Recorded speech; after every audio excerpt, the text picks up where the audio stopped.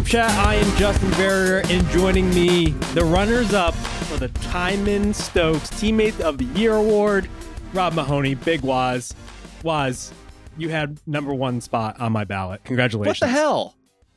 I'm right here. Thank you. Thank you. Much appreciated, bros.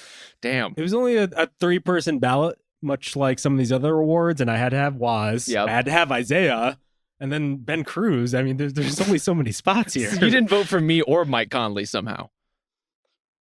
Mike Conley was last year, so I decided to spread it around a little bit. All right. I mean, tough but fair. I'll have to, I'm going to take this. I'm going to internalize it. I'm going to use it to grow. I'm going to be a better teammate here in 2024. We appreciate it. So Rob and I had what we thought at the time on Saturday, the worst slate of games this playoffs. I would think, Rob, that this night kind of trumped that and then some. How do you feel that this is our role now? We're here to take out the garbage after a day of blowouts, sweep the floor. It's appropriate. Honestly, Yeah. It really is our MO at this point, and I'm here for it. I mean, So even if these games weren't that great, Justin, I love thinking about the Celtics in the playoffs, their potential next matchup, their potential next slip up or pitfall. I mean, there's always something interesting to talk about. So even if the games aren't themselves fantastic, which they aren't, looks like the Mavericks are going to be smoking the Clippers, and the Celtics, on to the next thing. So even when the Celtics win by 34 points, you're just fantasizing about their demise. Come on, man. Come on. I'm about content. That's it. I don't care about anything else but content, guys. I don't think they've played a bad minute since you were last on the show. But no, I'm glad that you're sticking to this corner. I don't think they played a good team either. Look at that Ono reverse card, just ready for it.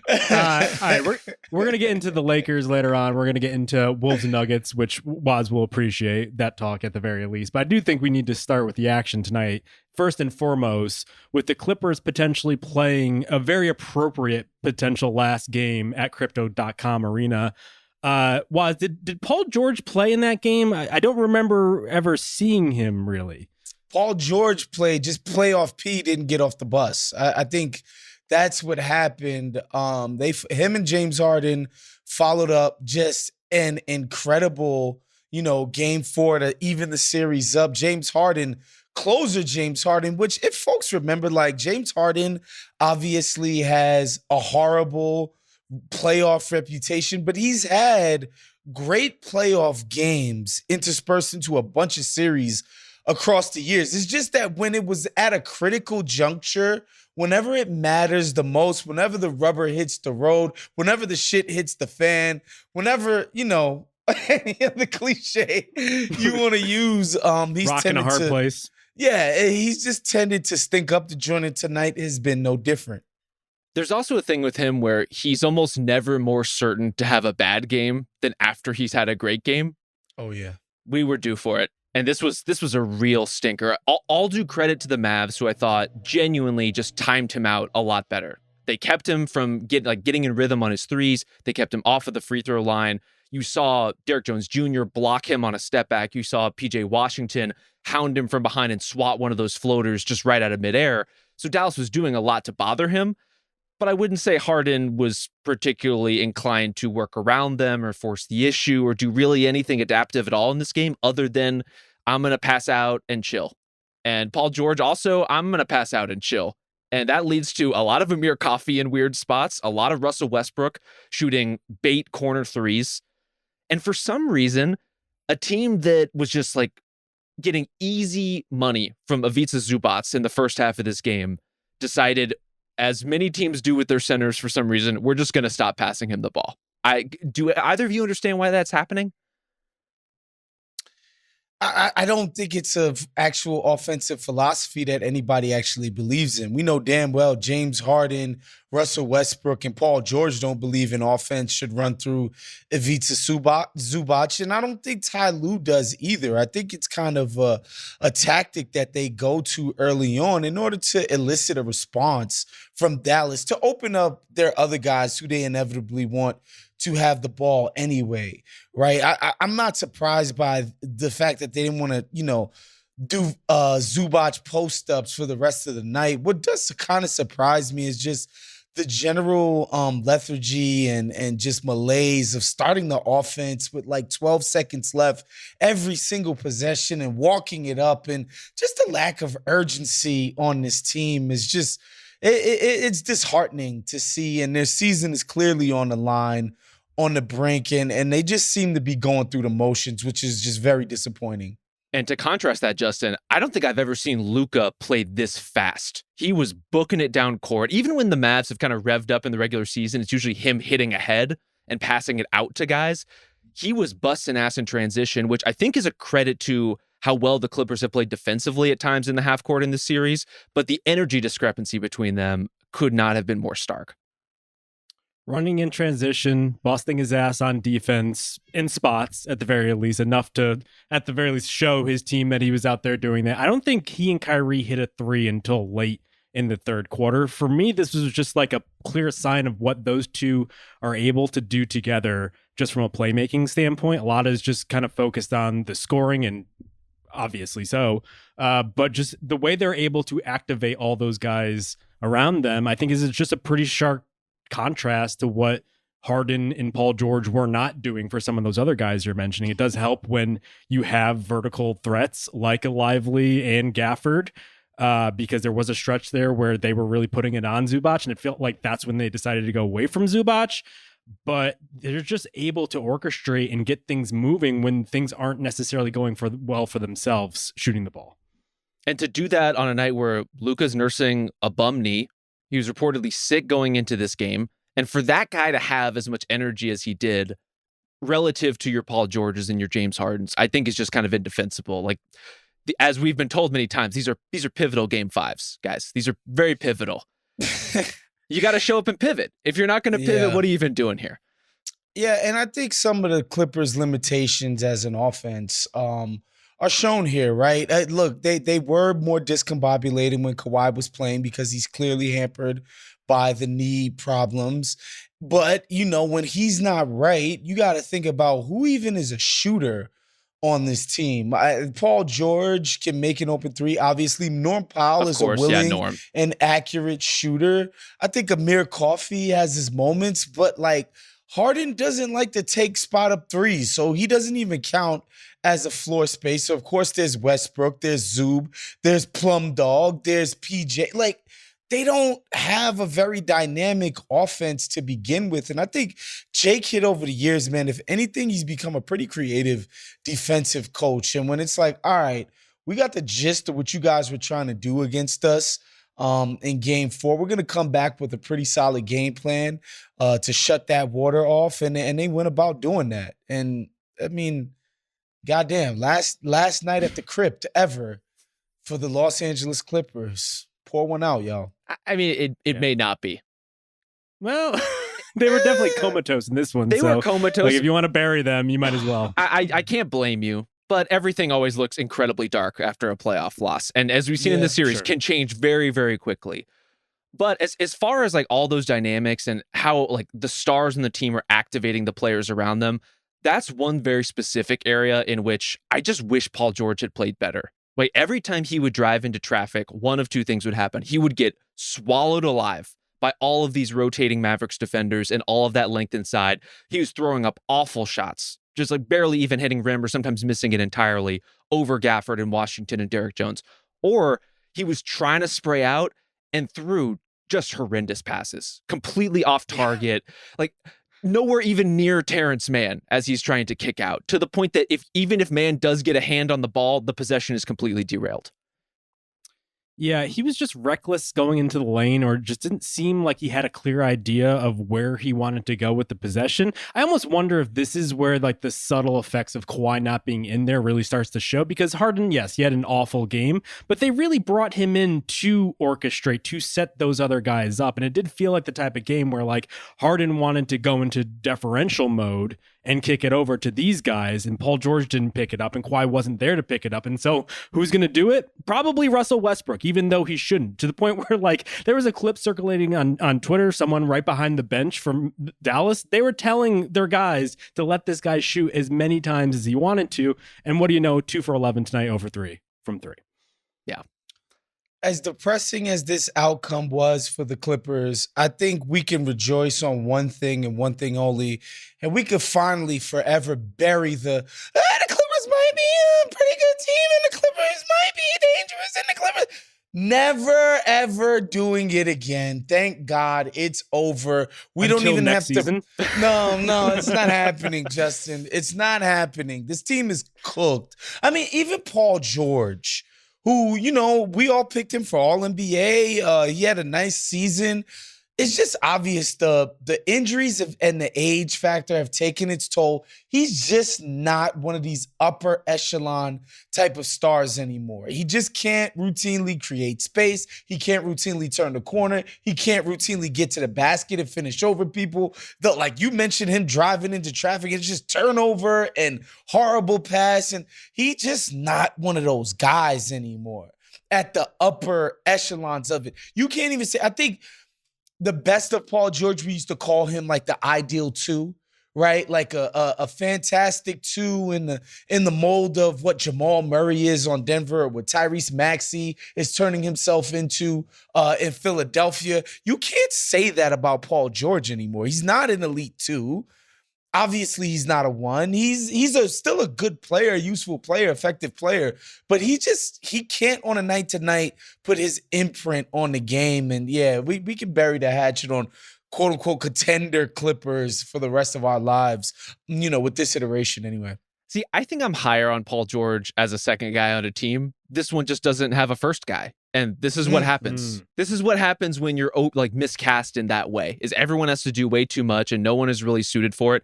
And your whole offense is stuck in the mud for basically, if we're going to zoom out, this is now 7 straight quarters of the Clippers playing kind of like garbage. That's going to lose you a series, frankly. Yeah, I tend to agree with Rob there. I think Paul has shown outside of the Western Conference Finals run that he's probably best off in spurts, right? You want him when you need him, and he could step up when needed sometimes, but not all the time. He's just not as consistent as you need him to be the number 1 guy on your team. He should probably, if we're looking ahead to next moves, glom on to a young team where he could be that and not have the pressure to be the guy all the time unless you need him to. Dare I say the Orlando Magic, which is a rumor kicking around that's probably unverifiable. Or the Philadelphia 76ers, saddle yourself between an MVP and another young star. I mean, it seems like a pretty sweet gig if you can get it. Yeah, unless Embiid just already has his ticket booked to New York in the offseason. He loves New York. He loves the crowd. He wants everyone to know. Him to fuck off. Seems like everybody has New York earmarked this offseason, huh? Who else are you referring to, Woz? Well, I was speaking of tweets. The Stephen A. on his TV show, he said, I heard he said, I heard that Devin Booker, different Kentucky guy, light-skinned Kentucky guy. I heard Devin Booker is super interested in a move to New York. And, people are like, oh, shut the hell up. The Knicks are on their way to the conference finals. We don't give a damn about this offseason crap. And I just had to remind people one, Stephen A. is one of the most tapped in people in the league.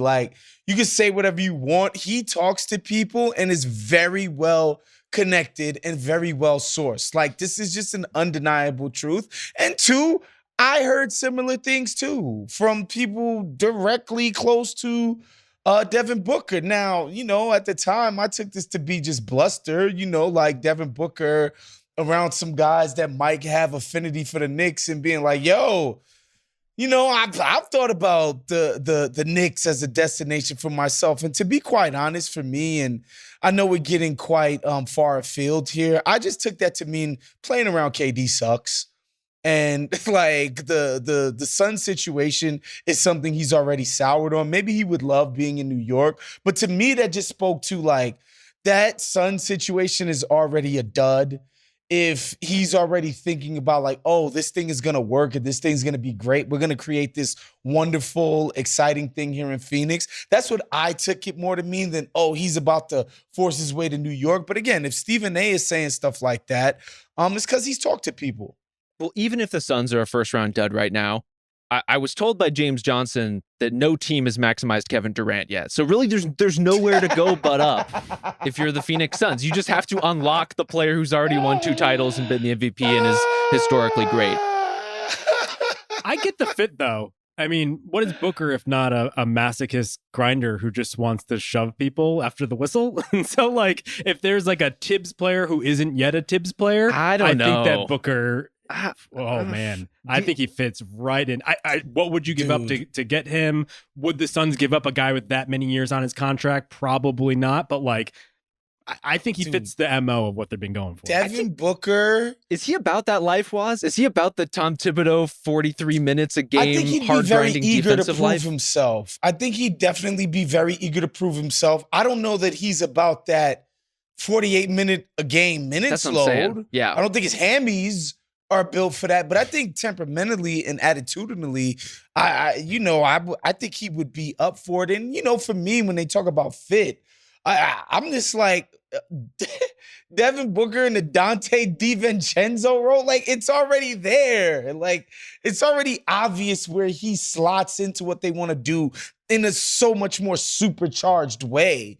It makes a lot of sense to me. I just don't know the machinations of making that happen. If somebody the caliber of Devin Booker comes on the market, like, I feel like the Knicks could possibly get outbid for that type of deal. Like, whatever. We don't need to get into it. Yeah, Again, we're like I just 4 took tangents deep at this point. I just took the Devin Booker chatter as, God, it must stink playing around KD. My goodness. Well, I actually think this is a good segue because I think we need to talk about Kyrie, who is just on another level this postseason. And I was looking at our top 100 rankings, Rob, just trying to figure out how many guards at this point are better than one Kyrie Irving. If you ask the internet, they would say maybe one, and it would be Luka Doncic. Unfortunately, we don't go on the internet, so we just stick to the podcast. Never airwaves. been on there. My mute button doesn't allow me to be on the internet. So I'm going to go down the list of guards we have above Kyrie. You stop me when we actually should have this guy below Kyrie. You know, right? that I participated in the making of this ranking, right? So I already put all these guys more or less above Kyrie. So Woz, I'm going to go down this list. Can you stop me? Yeah. when we get to that. Luka, Shea, Steph, Booker, Brunson, Halliburton, Murray. Remember, I said Halliburton. Okay. Donovan Mitchell. So this is De'Aaron where Fox. this is where it stops for me.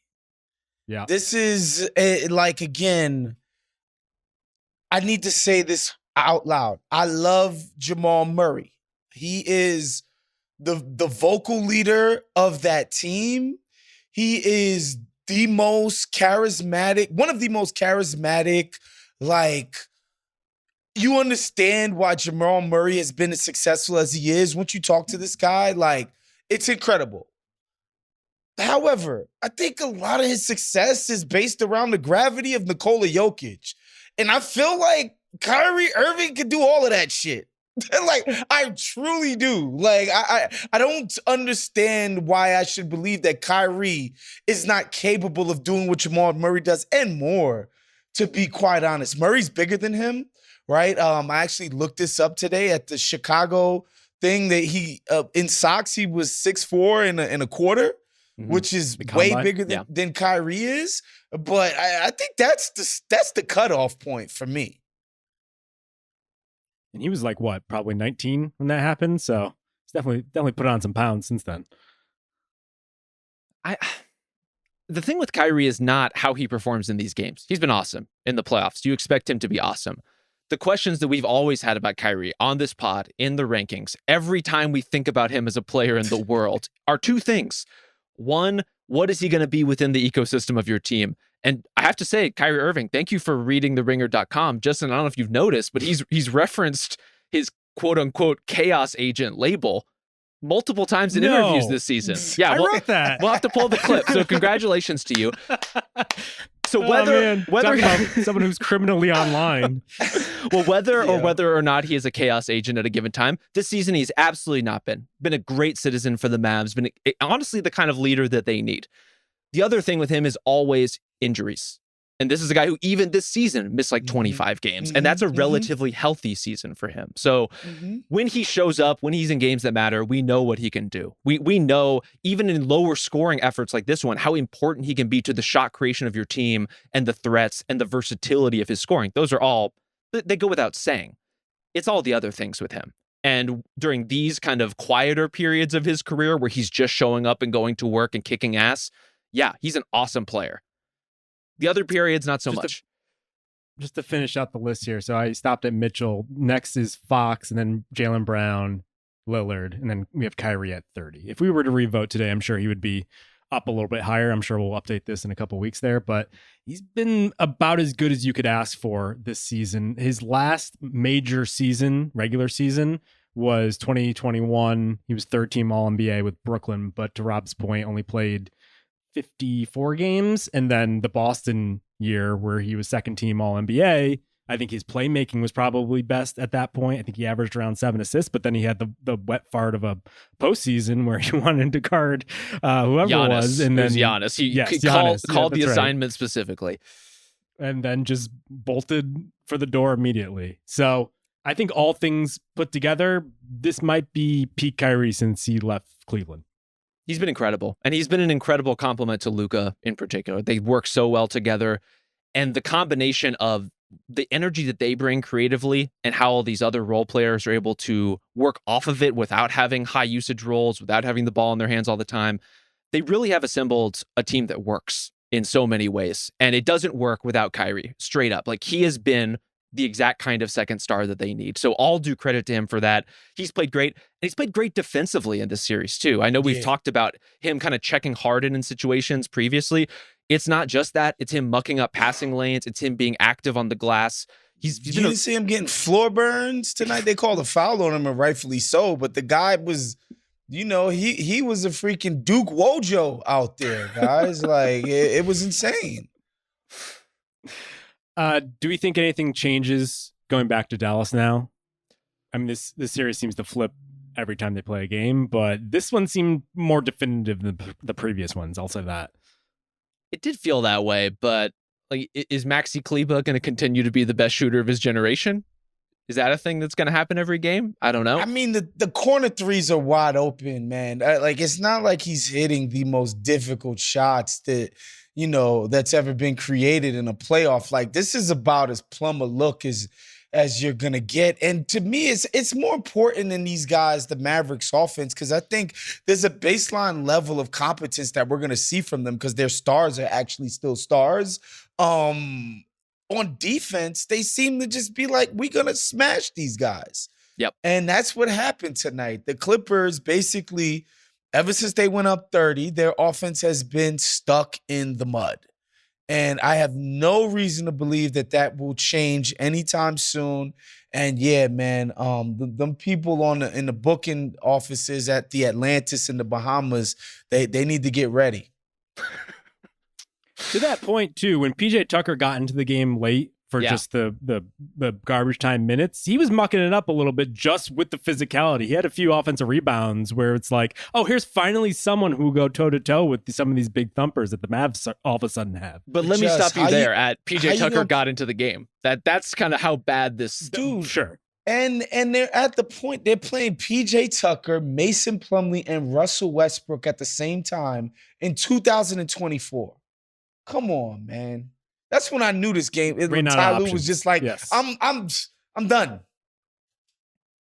And like Dallas does they have their own like weird lineups that they roll out there, but in games like this they work, right? It's like Lively and Washington and Kleber on the floor together, and maybe Josh Green on the wing or something like that. Like a lot of guys who are kind of like borderline shooters, but will hit enough of them. And most importantly, they're doing other stuff. If they get chased off the line, they're getting into kind of little floater range. They're following their own misses. They're cutting backdoor. And as we keep circling over and over here, they have actual stars to play off of who are playing like stars. And that makes all the difference in the world for those guys. Speaking of stars playing like stars, we got to talk about the Boston Celtics marching on after 5 games against the Miami Heat. This one was so bad. It was 118-84 that at a certain point I started asking myself, if you gave the Celtics an option, going into last game that a win would count for 2 wins just so they wouldn't have to play another game. Would they have done that? I think they might have, just to get the extra rest days, because after that one slip up, this was just like this was not even an NBA game. These were awful. Obviously, the Heat didn't even have Jaquez in this one. They're already down Rozier, already down Butler, but like, woof, Rob. They had more targets on the floor than they had actual threats. That's game over. You just can't win that way. You can't win against anybody, much less Boston. And it's crazy, the Boston Celtics deployed a defense that didn't involve practice threes for NBA players on every single possession damn near, and started kicking the shit out of a team that's missing 3 of their top 5 rotation players. It's crazy. I know. Wow. And what did the Heat shoot? What did the Heat shoot from 3 as a result of that incredibly inventive strategy of guarding them at the 3-point line? 10%. 3 of 29 from 3 for the Miami Heat. The Boston Celtics, they were plus 39 on threes in this game. See, if you guys have watched The Town, you would know that in the final scene, that they let the cops think that they're also cops to let them in, right? Right. So there's a lot of mind tricks going on there. And so I have to wonder whether or not just letting the Heat almost psych themselves into thinking they can get these shots open was Joe Mazzulla's long-term plan. It's the opposite of the he's with us, let that guy shoot strategy. It's the we're with you, we're going to let you shoot strategy, false sense of security, and then you close the gaps. There you go. And who's Joe Mazzulla's girlfriend in this case? I don't think we should be discussing who the Boston Celtics coaches are dating or not dating. Let's sidestep that conversation. Rob, what do you think about the Thomas Bryant minutes? Noble. Spirited. Spirited. We should talk briefly, though, about the Heat offseason. I didn't realize this. The Heat had the 7th highest payroll in the entire NBA this year. They're paying $15.7 million in luxury tax. They're kind of boxed into the team that they have if they still want to keep this core together. And so on the one hand, they do have their own draft pick, and they have been pretty successful every time they've had a draft pick in hand, a first-round pick, a lottery pick, or close to it. They get guys, Hero, Bam, on down the road, Jaquez. They're one of the better drafting teams in the NBA. So you could just add another guy and just keep it rolling. On the other hand, I think you have to take a look in the mirror and wonder, like, are we ever going to get Jimmy Butler for a goddamn season? Is he ever going to be healthy for a full postseason? Like, Woz, these are the type of questions I think at the very least you have to entertain going forward.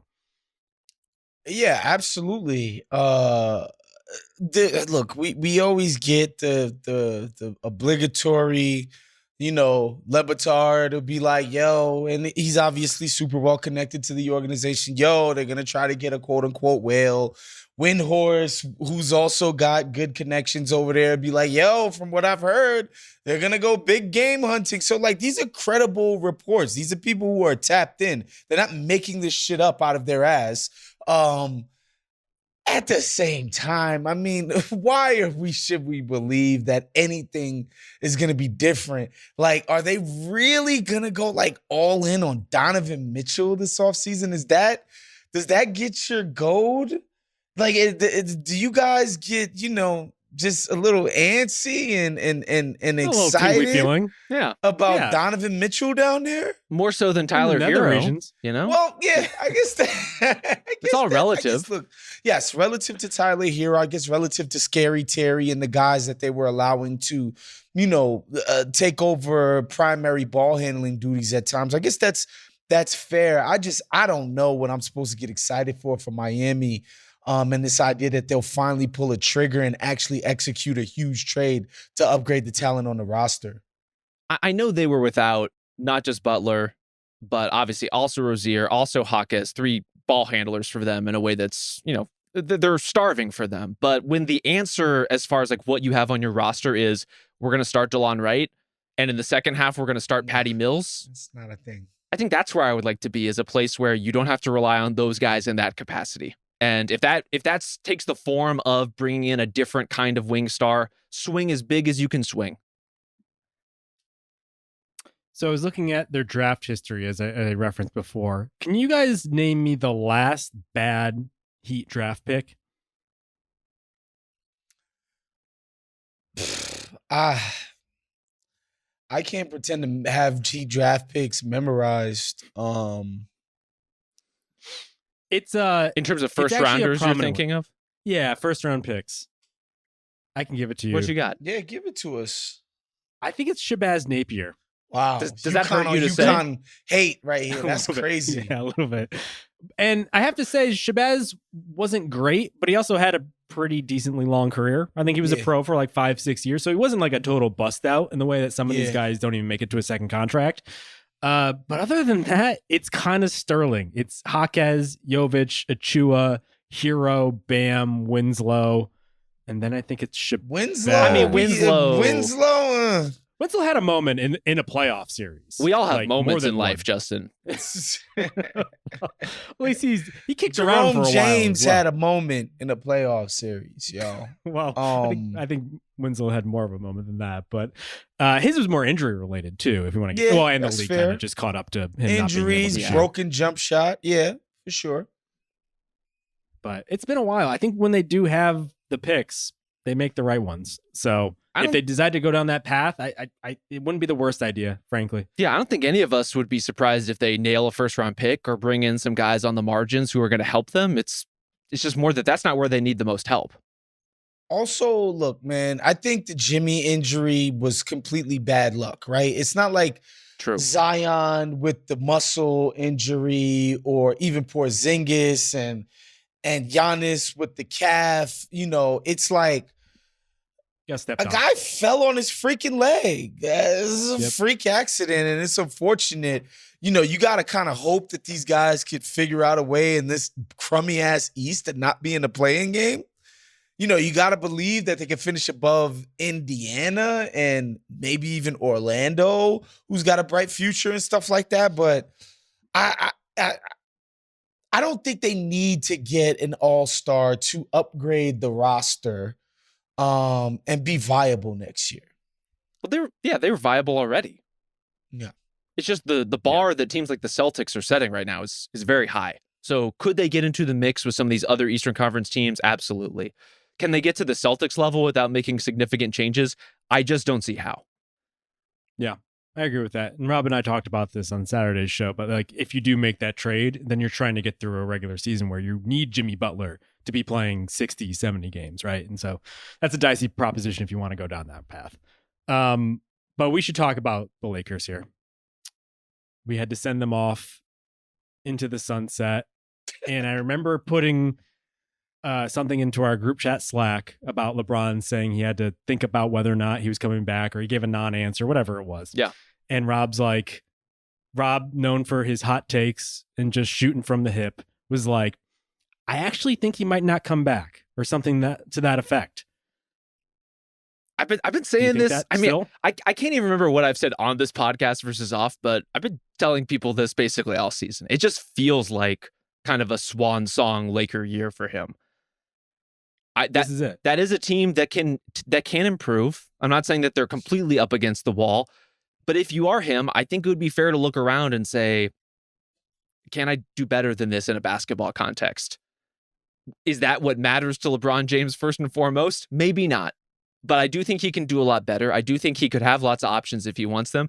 And I don't think there's anything tying him there other than the convenience of living in Southern California and the family like relevant considerations that come with it.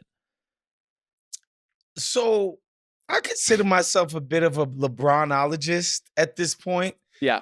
And Where'd you get your degrry in that? University of A- Phoenix. Akron U? All of this craziness that happened at the All-Star, around the trade deadline, the rumors that the Lakers were willing to move him, LeBron with the New York flirtation, all of that stuff, I think that stuff was legitimate from both sides, where it's like, yo, we could move you if we felt like it, and like, yo, move me. I'd love to. I'd be great somewhere else. And then again, to mention another Windhorse report, he was like, yo, what LeBron wants is a 3-year max deal this summer. Okay? So this is what the guy wants. He wants a 3-year max deal. They finish out the playoffs, regular season playoffs. LeBron, say what you want, the guy was freaking great again in the playoffs. Like, he was damn good.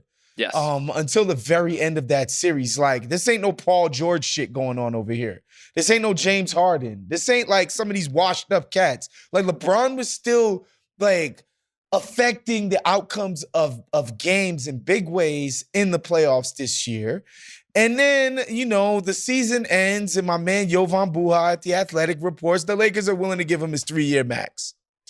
So I hear that and I see the LeBron little cute wink or whatever. It's LeBron still being like, all right, they got the money, but they disrespected me with the trade talk and all of that. So I'm going to do my LeBron drama king situation and milk this and, I got to talk to the family and, I just want to, decompress.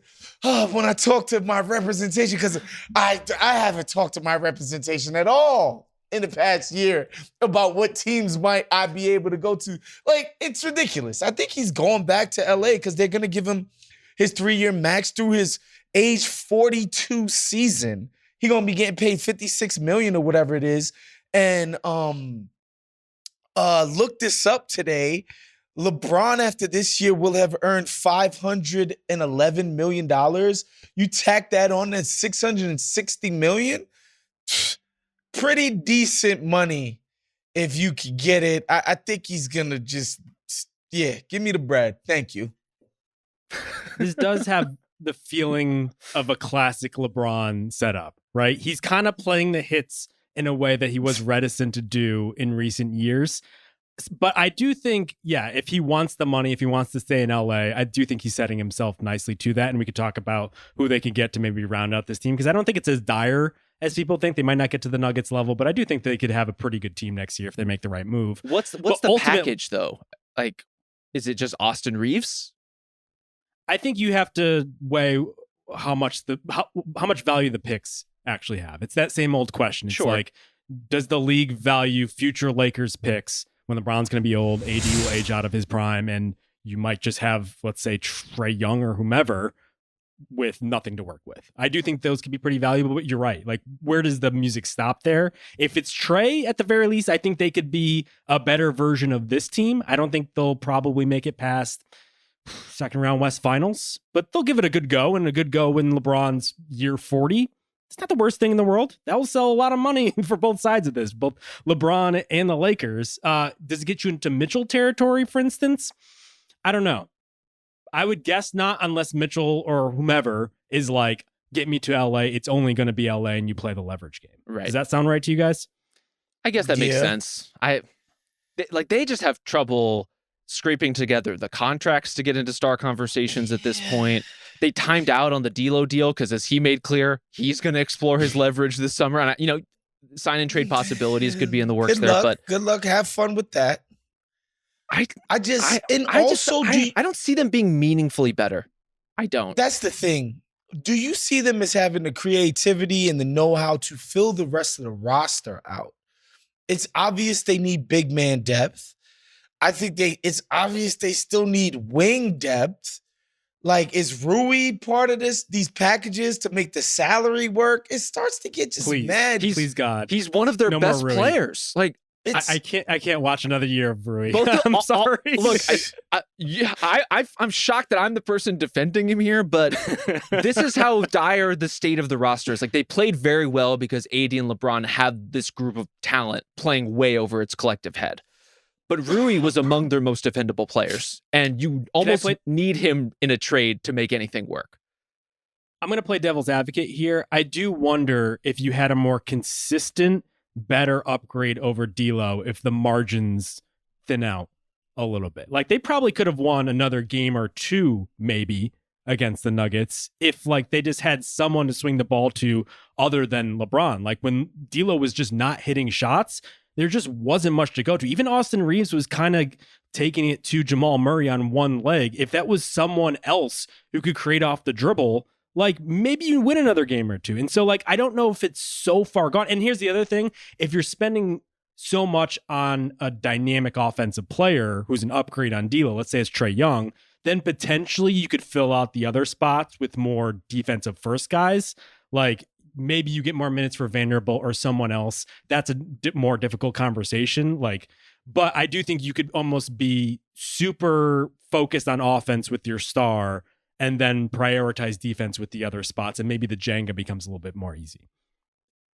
I just have a hard time looking at the Western Conference landscape and seeing these three teams at the top of the West right now who are all playing well in the playoffs and a group of up-and-coming younger teams behind them that we haven't really heard the last of yet. You know, teams like Houston, for example, are going to keep getting better. Teams like Memphis are going to come back healthier and better. We'll see what like New Orleans, what ends up happening with them, but they at least had a good season and a better season than the Lakers by record. Say nothing about Dallas and the way that they could improve over time. And this isn't just a Lakers conversation, but a Warriors conversation, but a Suns conversation, all of these groups that are dependent on older stars who are not going to play any better than they just played. The Suns.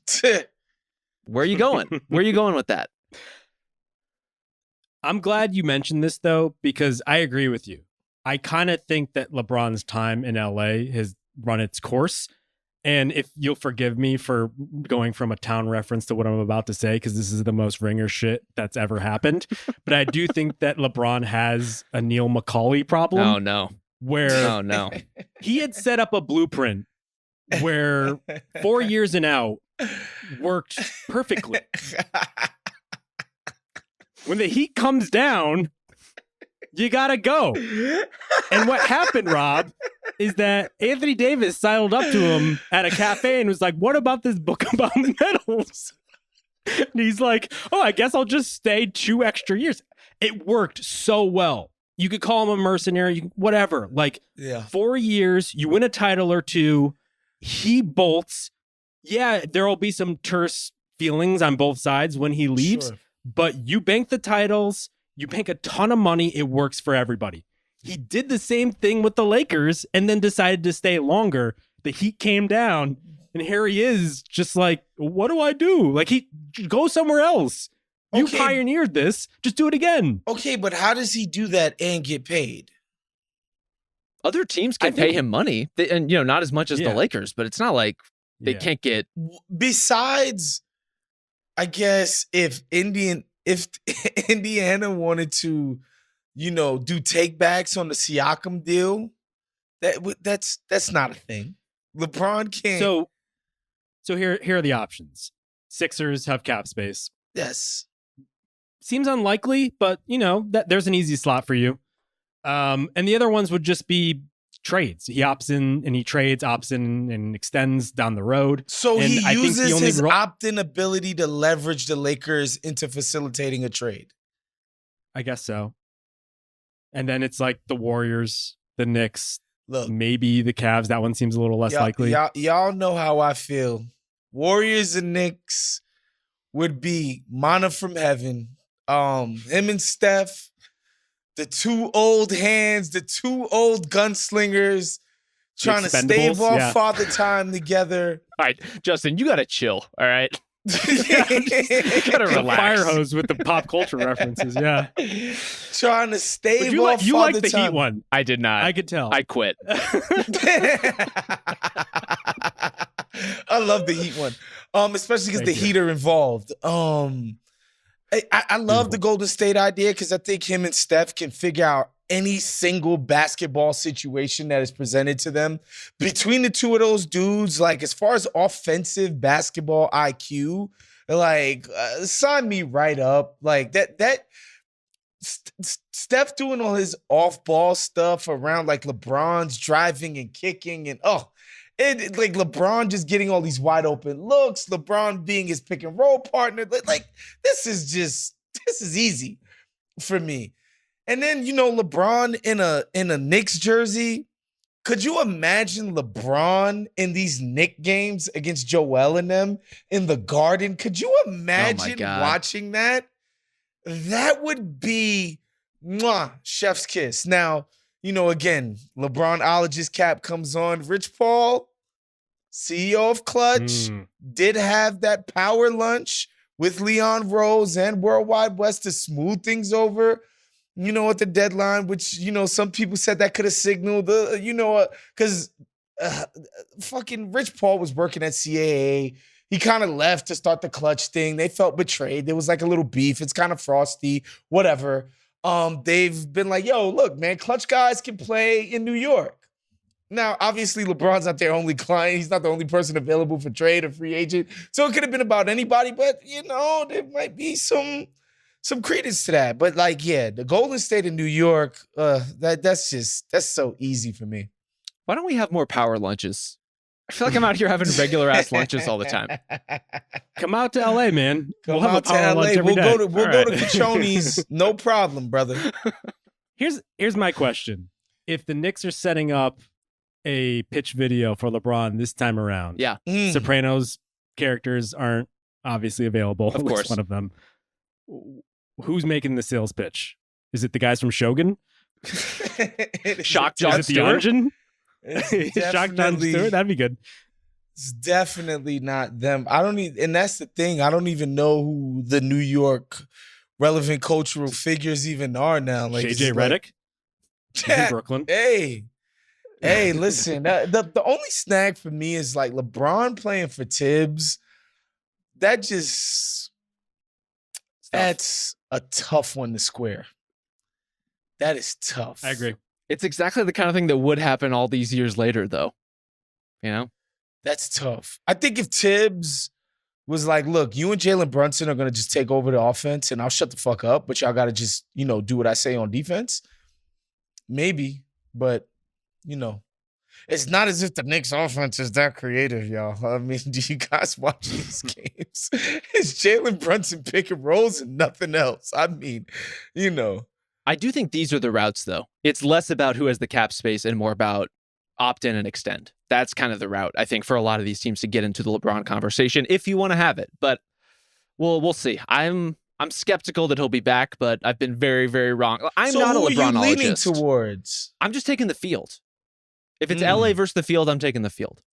But do you like one of them more than any other? Like the fit, for instance? I mean, the fit Warriors fit-wise, there's lots of interesting options, but it's about what is LeBron willing to entertain. Warriors is probably the most interesting one on the board. Just watching LeBron and Steph on the same team for sick 2 seasons even. Sick. Replace Chris Paul with LeBron James, and it's like, okay, yeah, that works. I can see I can see how the mechanics of that might work. Just turn whatever this Amazon NBA packages into just the Warriors channel. Just play all 82 games. I think you would do gangbusters. We're just giving away free marketing ideas now, too. Free trade ideas, free marketing ideas on top. And we're just a think tank here on group chat. Or maybe we should just stream them on the Ringer NBA YouTube page. Now we're talking. Either or. Let's look quickly, though, on the other side of that Nuggets series, because it's setting up probably, if not the best series in round 2, then maybe one of the best series we're going to get this entire playoffs between the Wolves and the Nuggets. I'll say I realized that I had Stockholm syndrome when on Monday, the Ringer's Zach Cram had an article just kind of like pointing out that the Nuggets have trailed like 75% of these games. And I was like, oh yeah, they really haven't played that well, huh? And it's just like, because all I'm thinking about is them coming back because I'm around you two sickos. I'm so proud of you. Obviously Fall they into overcame the trap. that. Go ahead. But there's just cause from concern. On the one hand, Murray has That's a real 32 in concern. that game, hit 2 of the biggest shots in recent first round memory, dunks on LeBron with one leg, and yet is like kind of getting picked apart by Austin Reeves at times on the other end there. And so KCP also had an injury. Seemed like Reggie Serious. Jackson pushed himself to play in that game as well. So like things are starting to mount here where I'm just like, I don't know. And the Wolves, goddamn, that's probably the last team you want to play when you're hobbled. Oh yeah, it's a meat grinder over there. You really got to be in good physical condition to bounce around with all those bigs and to contort in all the ways you're going to need to contort to get around Rudy Gobert and through all of those arms. And where Jaden McDaniels is in that series matchup wise, I think is going to be fascinating because there's universes in which it makes total sense just to put him on Jamal and smother him out as much as you possibly can. If that's the case, that's a tough assignment to beat on one leg. Yeah, the defense part is very worrying. I think on offense, the Murray and Jokic mind meld, especially like you see when push comes to shove at the end of the game, they're just cranking out incredible offensive possessions, even on a bad wheel. Like I don't worry about that, but like Justin mentioned, guarding people on defense for 40 minutes against some of these more physical teams, these huger teams, especially Minnesota Timberwolves, I definitely think about, and I said this already on Twitter, this is the Western Conference Finals as far as I'm concerned. I have no doubt that they will take care of the winner of OKC Dallas. No problem. Either one of these teams, because I just think their size, talent, physicality will just be too much for those other two teams to overcome. So I think this is the series to watch in the entire Western Conference playoffs. And so, yeah, I think Minnesota could beat them, especially a hobbled Nuggets team. Minnesota's confidence is out of the roof. Ant's confidence on offense is just nuts right now. And I think, I think Rudy is Jokic's best one-on-one defender. Obviously, I don't think he's going to stop him or it's going to be like, oh my God, Jokic is having trouble getting buckets, but he's going to have to work his butt off to score against Rudy, and so I just think they're just. I've thought this all year that the Wolves were the Nuggets' best matchup, and I continue to believe so. And I think it's going to be a friggin' slugfest. Well, it's really the 1-2 punch as far as Rudy on Jokic and also Cat on Jokic. Sometimes with Rudy roaming behind him. And everything that can take away. And, you have to manage the Aaron Gordon dump offs that come with that. But the Wolves have shown they're pretty good at it. They're pretty good at kind of walking that tightrope with him. We talked about how LeBron was so good at getting downhill against the Nuggets and just like how he looks spry at times. I mean, goddamn, Anthony Edwards doing that, like good luck.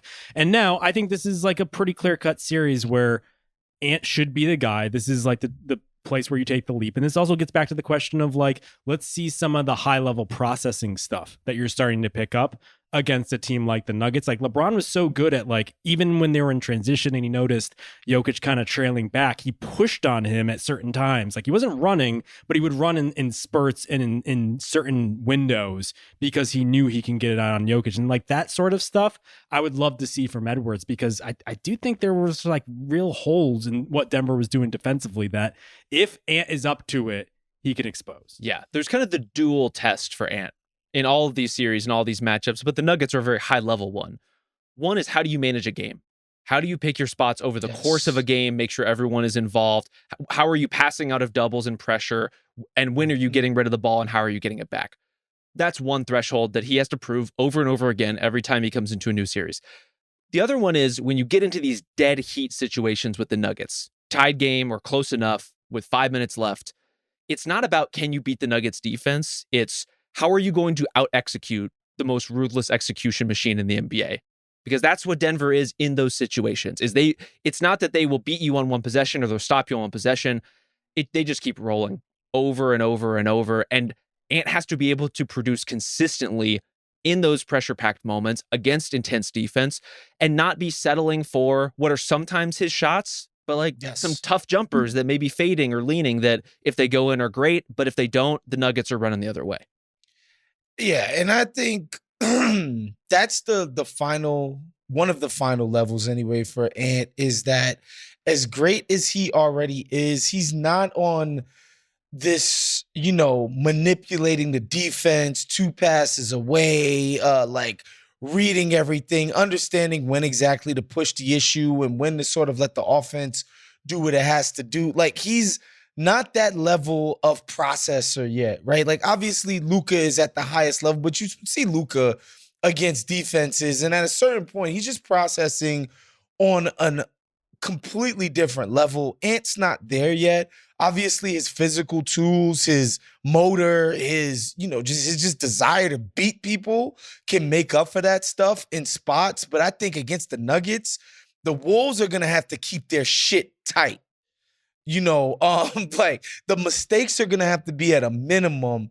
And to me, that's where the Nuggets, man, just have that slightest of edge, is that we just know they're going to make the right decisions, pick the right spots, take advantage of the right moments where it's like, freaking like this is what championship teams do. When Jokic has that play, I think it's game 3. I don't even remember at this point. Game 2, I think it is, where he tried to do the nasty Chris Paul foul grift, threw the ball out.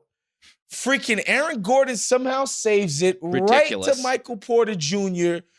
Cash. You know, like, just teams don't do that in those spots. Teams aren't marching down where they should have just already given up on the outcome of the game in those spots. And that's where I think the Wolves just have to, the focus has to be laser sharp.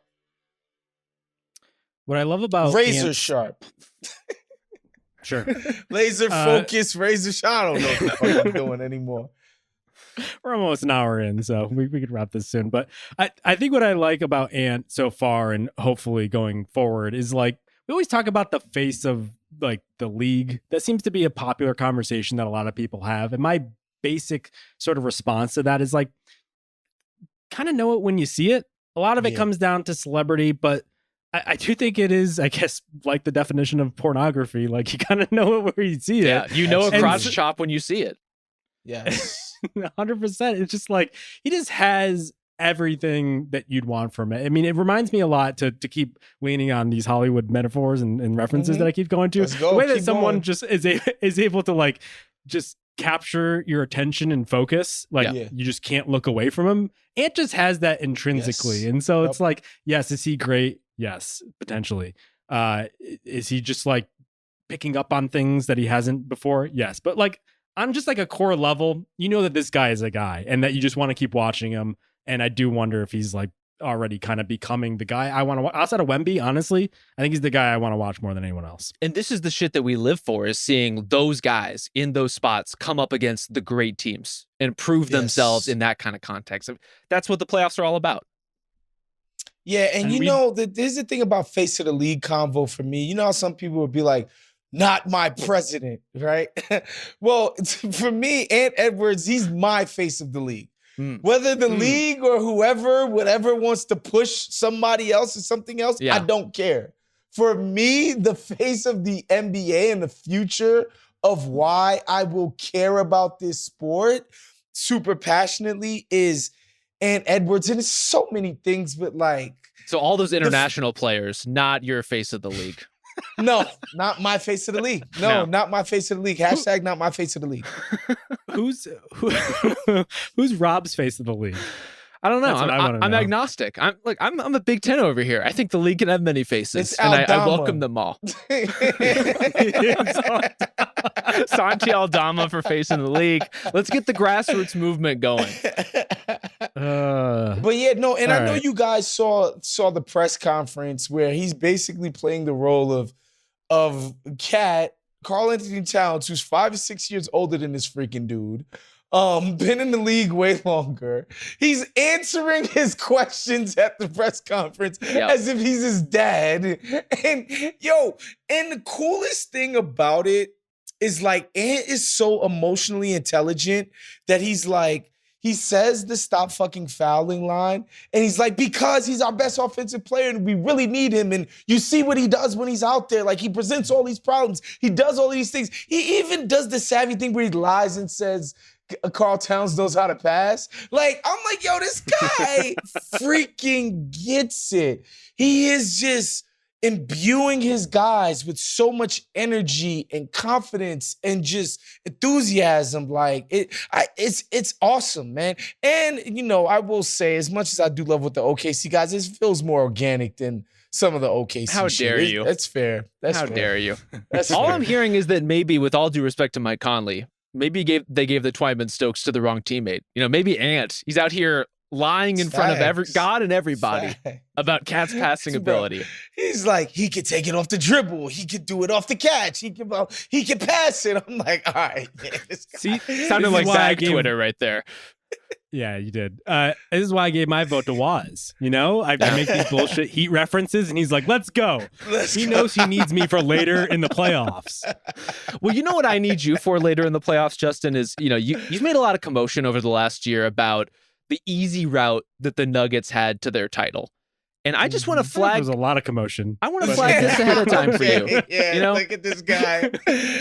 We're coming out of a first round where the Celtics just beat a Heat team missing its best player and 2 rotation players. They're going to play whoever comes out of the sludge factory between the Cavs and the Magic.